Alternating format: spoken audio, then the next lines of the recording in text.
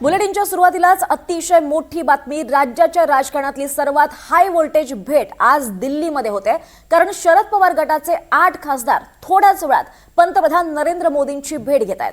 खासदारांना मिळणाऱ्या विकास निधीच्या अंमलबजावणीतले अडथळे, खासदारांना अपेक्षित सहकार्य आणि मदत न मिळणं, विकासाची रखडलेली कामं याबाबत मोदींसोबत चर्चा करणार असल्याचं सुप्रिया सुळेंनी स्पष्ट केलंय।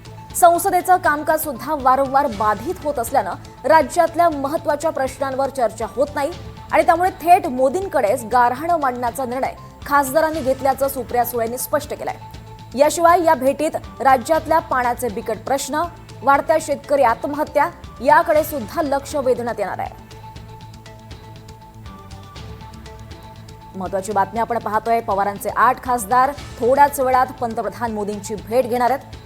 काही वेळापूर्वी आपण पाहिलं, निलेश लंकेंनी प्रतिक्रिया दिली होती। या भेटीवर बोलताना त्यांनी सांगितलं होतं की आता जे शेतकऱ्यांचे प्रश्न आहेत, युवकांचे प्रश्न आहेत, हे सगळे आम्ही या भेटी दरम्यान मांडणार आहोत, यावर चर्चा करणार आहोत। महाराष्ट्रातले अनेक प्रश्न पंतप्रधानांसोबत मांडणार आहोत, चर्चा करणार आहोत, असं निलेश लंकेंनी काही वेळापूर्वी सांगितलंय।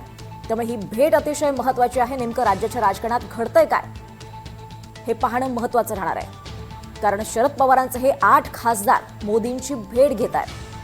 सुप्रिया सुळेंनी सांगितलेलं आहे, विकास कामं रखडल्याबाबत ही भेट आहे, असं सुप्रिया सुळेंनी म्हटलेलं आहे। मात्र मतदारसंघ फेररचना विधेयकाला पाठिंबा दिला जातोय का, या संदर्भात काही चर्चा होते का, हे पाहणं सुद्धा महत्त्वाचं राहणार आहे। अधिक माहिती घेऊयात आमचे प्रतिनिधी रामराजे शिंदे यांच्याकडनं। रामराजे, अतिशय महत्त्वाची हाय व्होल्टेज अशी ही भेट म्हणावी लागेल।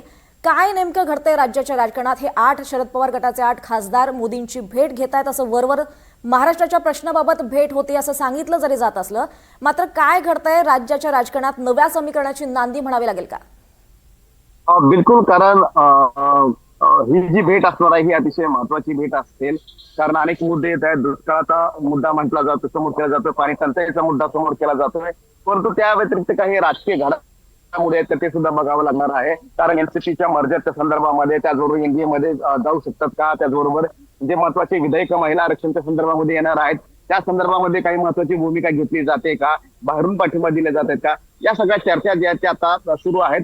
परंतु जे खासदार सांगण्यात येते ते म्हणजे की दुष्काळ असेल, पाणी टंचाई असेल, इतर सगळ्या महत्वाच्या मुद्द्यावर जे आहे ती चर्चा केली जाणार असल्याचं सांगण्यात येत आहे। आणि त्याचबरोबर आज संध्याकाळी सुद्धा रेवती सुळे यांचा रिसेप्शनचा कार्यक्रम आहे दिल्लीमध्ये शहाजहानपथवर। तिथे अनेक दिग्गज नेते येणार आहेत, सेलिब्रिटी येणार आहेत, तर त्यावेळेस पंतप्रधान मोदी येतात का ते सुद्धा पाहावं लागणार आहे। परंतु त्याच्या अगोदरची ही सकाळची बैठक जी आहे ती महत्वाची मानावी लागेल महाराष्ट्राच्या राजकारणाच्या दृष्टिकोनातून।